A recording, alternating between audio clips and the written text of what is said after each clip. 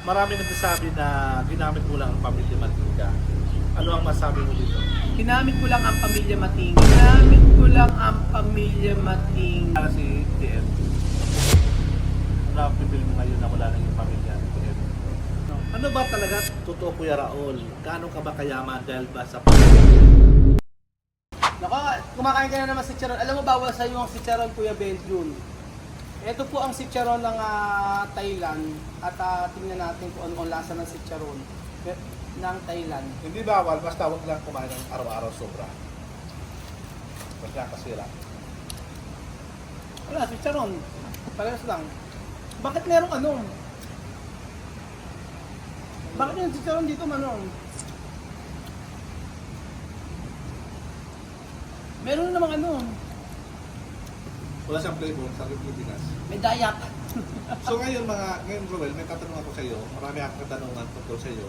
At alam ko makakapag-relate nito yung mga nanonood sa atin. Kasi ang iba, may yung mga katanungan nila ay katanungan ko rin. Kasi may mga tanong sila na gusto rin na malaman na itatanong ko sa iyo ito. Kaya nga po, yung mga katanungan kay Benji, magandang araw po sa inyo lahat mga amigo. Bati ka muna sa mga nanonood. Magandang araw po sa inyo lahat mga amigo. Nandito po tayo sa Thailand. At for the very first time, ay magkakaroon tayo ng matinding balitaktakan, mga suwestyon, mga komentaryo na minsan ay hindi nyo pa naririnig sa live or video natin. Ay, ito palang Mapaspan pa.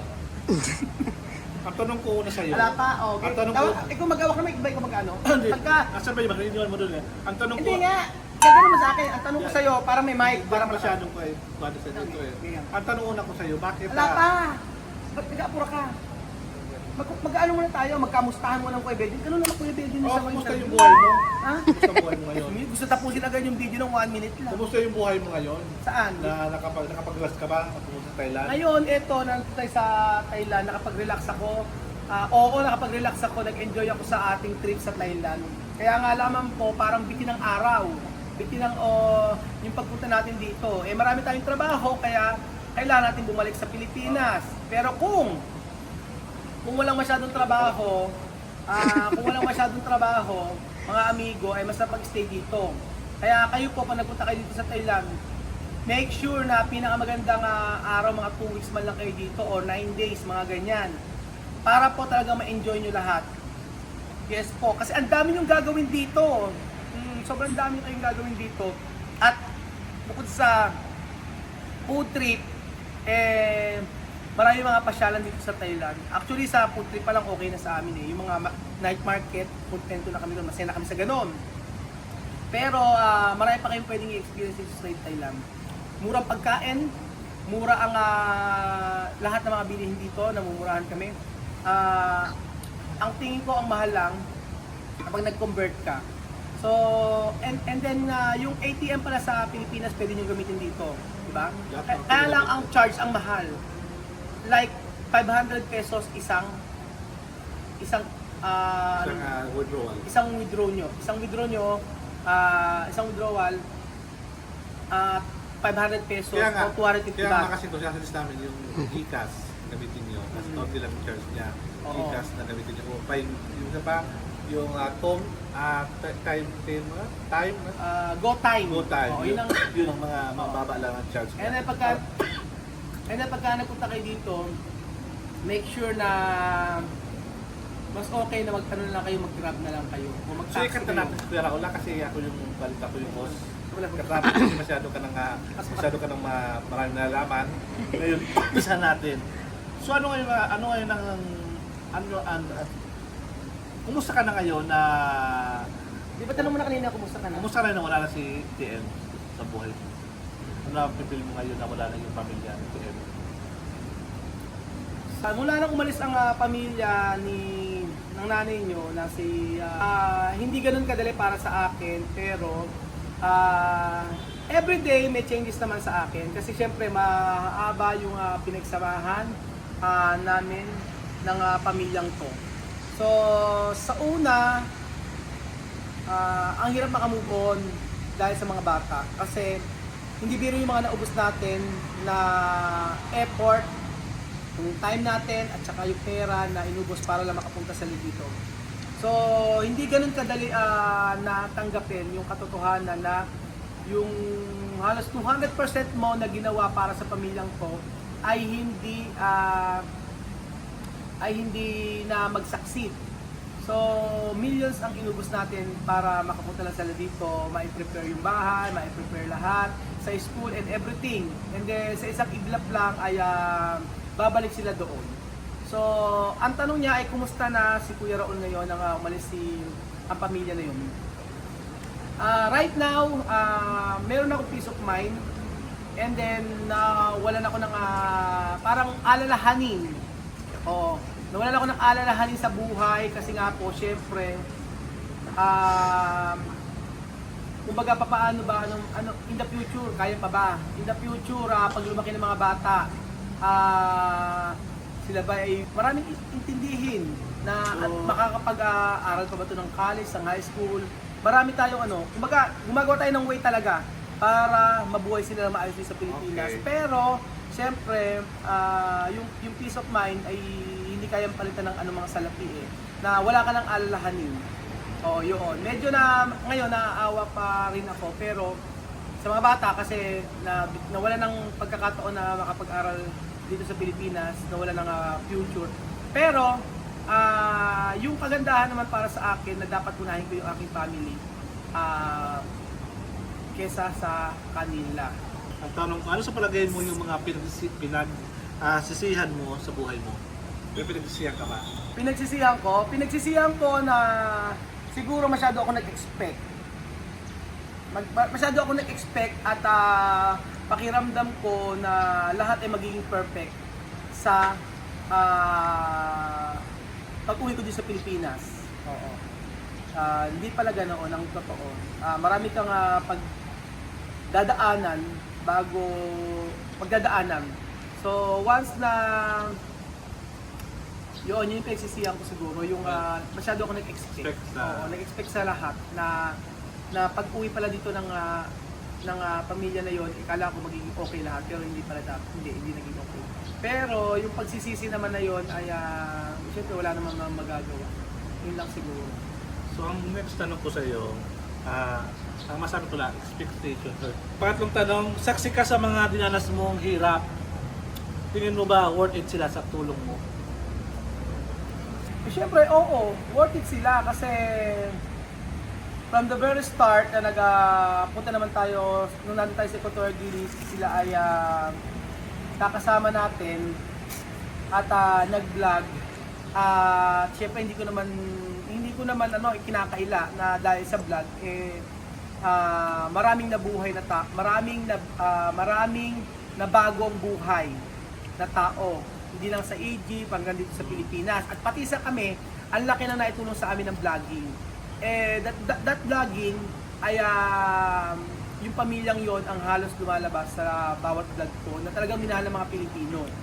So, syempre, worth it sila. Bakit di sila magiging worth it? Ibinigay natin yung dapat para sa kanila. So ang tanong ko ngayon, marami pa tayong gagawin ng araw na to. So ang tanong ko ngayon, follow-up question lang to, ito question ko talaga. Follow-up question, di ba may pamilya ka naman kukunin? Sa palagay mo ba, another TM family ulit to? O kasi isang lang sila, isang African, isang bansa lang sila na nilakihan, at isang lugar lang ng kultura, para sila ng kultura, para sila sa mga ginagawa nila doon sa Africa. So ang tanong ko, magiging kagaya rin ba ito ng first family? Tingin ko. At paano masusolusyonan? Meron ka na bang mga solusyon dito kung magkaganon ulit? So sabi ni Kuya Bedjo na yung bang family na kukunin ko ngayon, sila Joanna, ay baka maging sila PM daw. At meron daw ba akong solusyon about dito? So na-explain ko naman na yan before sa vlog sa live na right now, inihanda ko sila sa buhay dito sa Pilipinas.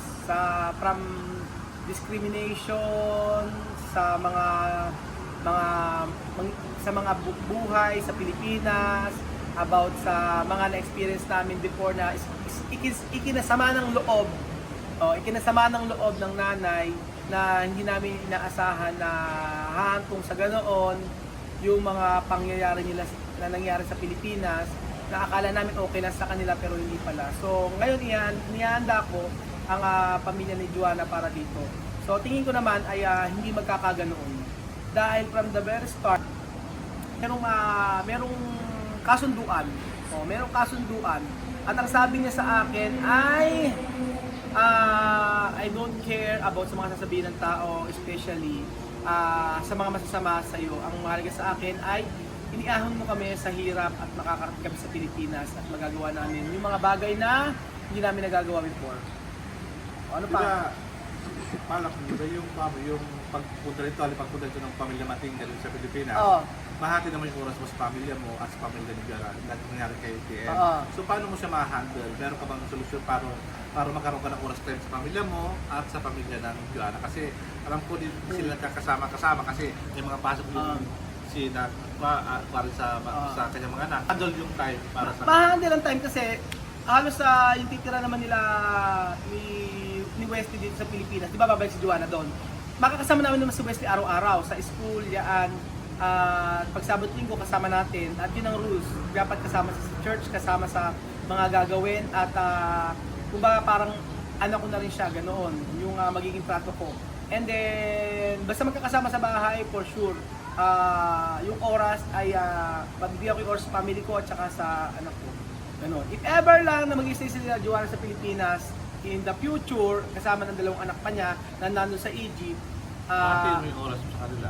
kailangan talaga na ayusin yung schedule May about family dito. kami, oras sa Pero pamilya kasi, mo. pero kasi medyo Kasi alam ko, more of the day, more of Joanna kasi nag-vlog kayo. More of the day. Pero Kuya Bedyo kasi ganito hindi naman sa tao yan Kasi yung nanay nyo nakasama sa EG na akala niya yung oras ko lang yung dapat nasa kanya. Pero nasa pagkakasundo yan na kung saan, alam niya kung saan siya lulugar. Alam niya kung, halimbawa si Joanna, kailangan lang talaga na magbigay ng oras para sa kanila.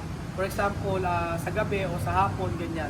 Pero sa family ko naman, ay most of the time naman, nakakasama naman natin. Depende yan sa time. At saka, wala namang problema kay Joanna kung wala akong oras sa kanya. Okay. So, sinabi mo yan. So, ngayon, pang-apat ko tanong, marami nagsasabi na ginamit mo lang ang pamilya Matinga. Ano ang masabi mo dito? Ginamit ko lang ang pamilya Matinga. Yun ang sinasabi.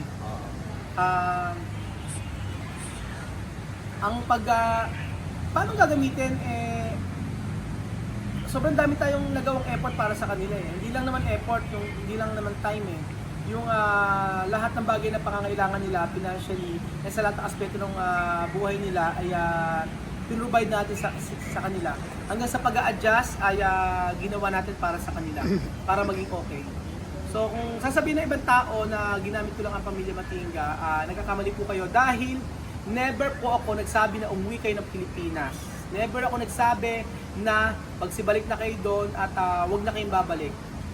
Siguro kung ako po ang naging way para bumalik sila doon or sinabi ko na bumalik sila doon, maaari o possible pa na masabi niyo yan. Pero sa lahat ng desisyon, si Chamame ang nagdesisyon na umuwi sila. So walang panggagamit na naganap. Dahil kung ano ang naibigay sa akin ng pamilya Matinga through vlogging ay ibinalik ko naman sa kanila yung buhay na sinasabi ko before na hanggang kailangan nila si Kuya Raul ay tutulong at tutulong ako. Yun po. Ito sir na question ko. Kuya Raul, gusto pa rin na tumulong despite sa, hindi ko lang kung ng word trauma ba tama sa word na to, na trauma ka sa pag-alis ng pamilya na tinulungan mo. Ano ba yung, bakit gusto ka tumulong? O bakit gusto ba tumulong? Sa kanila? O sa ibang tao naman? Sa ibang tao? Trauma, na-trauma. Especially sa Joanna, diba? Totoo naman na na-trauma ako sa pag-alis nila at sa mga nangyari sa amin sa loob ng isang taon. Kasi hindi biro po yung experience ko na marami kayong hindi alam na nangyari bago pa sila umalis dito. So, ang tanong ay na-trauma na ako at tutulong pa rin ba ako? Yes, tumutulong at tutulong pa rin naman ako kasi yun ang passion ko, tumulong. Kung siguro nagkamali ako sa mga nangyari, I think this time meron naman pagtuturo sa akin. Meron na lesson na natutunan ako na dapat i-apply ko naman sa susunod na mga tao na tutulungan ko. Yun naman ang tama, di ba? Ang Kasi ang tumulong. pagtulong ka, kailangan pa niya pagtulong. Kahit di ka man vlogger, parang pa tayo, parang may panunod tayo sa ating Yes. kapwa. Oo. So ang tanong ko, dahil nga sa pagtulong na to, dumating ba sa time na nag-away kay Lenlen dahil sa mga tulungan mo na sabi ng bros ay ungrateful? Yes, meron kami pagtatalo about doon. At yung kadalasan, ang gusto rin kasi niya ay sumunod na rin ako sa nanay ko. At yun naman ang dapat. Dapat i-ano ko na daw, wag ako na ako ang hahabol sa pamilyang yun. Ang mas maganda daw ay hayaan na sila na lang ang mag-message sa akin, sila ang tumawag. Pero right now, ginagawa ko na po yun. So, sumusunod ako. So ang tanong ko, gaano ba, ating follow-up question sa number yung sabi ko sa kay Lenlen, gaano ba ka-supportive si Lenlen sa iyo sa mga bagay na ginagawa mo? Lalo pag-vlog, kapuha naman kay Joanna, gaano ba kasi ka-supportive? Ang sabi lang niya sa akin, susuportahan kita dahil yan ang gusto mo. Pero Kasi alam niya, nakita niya nasaktan ka, di Oo. ba? Make sure na si Jonah ba wala bang magiging problema pag ano sa Pilipinas. Ang inaalala pa rin niya yung kaligtasan ko at saka yung nararamdaman ko. Kaya niya sinasabi yun. Pero sabi niya, suportado siya sa lahat ng gagawin ko sa buhay. Yun ang sabi niya sa akin. Okay, yung last question na tayo. Yung last Kuya Raul. question Ano ba talaga totoo, Kuya Raul? Gaano ka ba kayaman dahil ba sa pag-vlog? ano bang yaman? Yan ba tanong? Oo. Sige ano? Ano ba totoo? Gaano ka ba talaga kayaman dahil ba sa pag-vlog? Ano ba? Kasi marami siya tatanong eh. Kasi kahit nga kinukulit-lig ako, mga pangkulo sa dugo, pangbabayad sa dugo, ako, kasi man ako, kahit ang totoo, wala ba talaga kinikita sa pag-vlog? Ang kinikita lang namin, pambayad lang sa mga utang. At alam niya ni Aya, kung sabi na sa 5 Pilipinos. True 5 Pilipinos. Oh. Sa iyo, ano sa iyo? Gaano ako kayaman? Umayaman ka ba talaga? Hindi ko kasi alam ang definition ng mayaman eh. Yun ba yung kailangan milyon ng pera mo? O ilang milyon ng pera mo? Yun ba ang mayaman? Through vlogging talaga ay nabili ko lahat ng mga gusto ko sa buhay. At kung tatanungin ako kung gaano ako kayaman, Ayun. sa lahat po ng investment kasi na inilabas ko, Nasa labas lang ng kayaman. nasa labas po lahat at ininvest ko lahat doon. Pero kung tatanungin niyo ako regarding about sa money, umiikot-ikot lang po yun sa negosyo, sa lahat po. At until now, hindi ko pa nakikita yung sinasabi nila na siguro na milyon-milyon ng pera. Oo, wala pong katotohanan yun. Siguro po, in the future, kapag ka po na hindi okay ang mga negosyo, siguro masasagot ko po yan ng talagang direktahan. Pero kung tatanungin niyo ako kung gaano ako kayaman, siguro in general, mayaman ako sa mga kaibigan. No? Mayaman ako kay Kuya Benjun, kay Madam at saka kay Marvin. Palakpakan. Naging totoong kaibigan sa atin. Kasi ang tunay na kaibigan ko ay hindi lang dahil mayroong makukuha sa'yo. Ang tunay na kaibigan ay kahit anong oras, kaya pupuntahan ka niya pag kailangan kanila. Kaya this time ay yung mga kaibigan na nag-stay sa atin, I think siguro sila yung mga tao na totoo para sa akin. At dahil dyan, tapos na. Marami ka mga kaibigan na. Ay?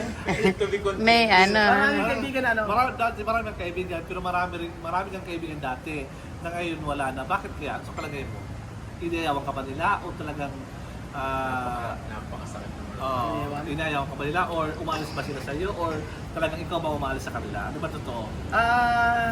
Ikaw ba umuwi sa kanila o silang umiiwas sa iyo? Depende sa tao na nakilala ko. O depende sa tao na naging kaibigan ko. Yung iba naman kasi, Yung gamit, na gano'n. siguro, ang pinaka-importante kasi dyan yung contentment. Oo. Hindi natin po pwede na maging patas pagdating po sa lahat ng bagay, pagdating po sa mga kinikita natin. Lahat pinaghihirapan. So, hindi po pwede na halimbawa si Kuya Benjun ay merong ganito, dapat yung isa meron din ganon dahil kaibigan mo. Hindi eh. Depende po yan, mga amigo, kung papaano mo pinaghihirapan yung isang bagay. Yun po siguro.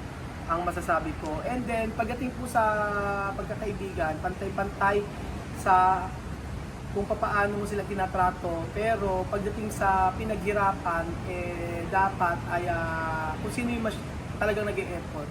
At talagang, sa'yo, yun ang tingin ko. Okay. Anong message mo sa mga kaibigan mo na hindi na sila nagparamdam? Mga kaibigan ko na hindi na nagparamdam, sana maging okay kung saan man sila naroon at wala akong ipagpe-pray na makakasama sa kanila. Yung ikabubuti pa rin nila, yun siguro. Dahil lahat ng mga tao na nawala naman sa akin, pinag-pray ko nawa ay maging okay sila at maging okay yung kanilang financial and especially yung mga pinili nila sa buhay. Ang mahalaga po para sa akin ngayon ay ayoko ng mga issue regarding sa mga ganyan. Ang mahalaga sa atin pwede magkahiwa-hiwalay ng walang sakitan, lalo-lalo na na hindi naman talaga issue, o wala naman talaga issue. Yung mga ganun. Okay. So, ang last... Ano ang last question na? May dalawang question ko. Dalawang question na lang. Anong masabi mo kay TN? Anong last message mo sa kanya? One word o message mo sa kanya? Huling message ko kay Mudra, bago ka na sa mga desisyon mo at kung paano itrato yung ibang tao. Dahil yung respeto na hinihiling mo para sa sarili mo, dapat ay i-apply mo sa ibang tao. Lalong-lalo na yung respeto na hinihingi mo para sa iyo at sa family mo ay dapat ay gawin mo sa kapwa mo. Yun yung bagay na siguro na maiano ko sa kanya. Masasabi ko sa kanya, tumanggap ng pagkakamali. Hindi laging tama. Yun lang. Ano masabi mo sa mga tao nagmamahal sa iyo, sa mga viewers, subscriber na ngayon hindi ka pinabayaan? Sa mga viewers, sa mga subscriber, bukod sa salamat, prayer ko para sa inyo na sa lahat ng gagawin ninyo, nawa maging ligtas at maging malusugan yung pangangatawan. Dahil si Kuya Raul ninyo nakakaranas minsan na hindi okay ang health, pero yun ang gusto kong message para sa inyo at prayer siguro mas okay. Prayer para sa inyo. At sobrang thankful dahil hanggang ngayon maraming nawala, maraming umalis, pero may darating, pero nandiyan pa rin kayo para sumuporta sa akin. Hindi man ganoon siguro kagaya before ng pagtanggap nyo, pero at least nandiyan pa rin kayo para sumilip, tumingin ng mga vlog natin. Kahit man hindi nyo tapusin yung vlog, ang mahalaga po ay concerned pa rin kayo sa buhay na ginagawa ko ngayon as a channel na inopen natin. Dahil ang Pinoy in Equatorial Guinea ay ang buhay ng Pilipino sa Equatorial Guinea na ngayon ay nasa Pilipinas. Dahil yan po sa pagmamahal nyo sa akin. Kaya yun po. At may tanong ko ba? Wala po. So, maraming salamat po sa inyong pakikinig sa ating Masaya dapat. Kay Kuya Ruel, yan. Salamat po. Sabi ni Kuya Bedyo kanina, konting katanong kasi late na. Kasi siya mag-rubat tantan. Okay, dito na po nagtatapos ang ating Tito Bel Abundat. Q&A. Tito Bel Abunda. Yan, kasi na tayo. Okay.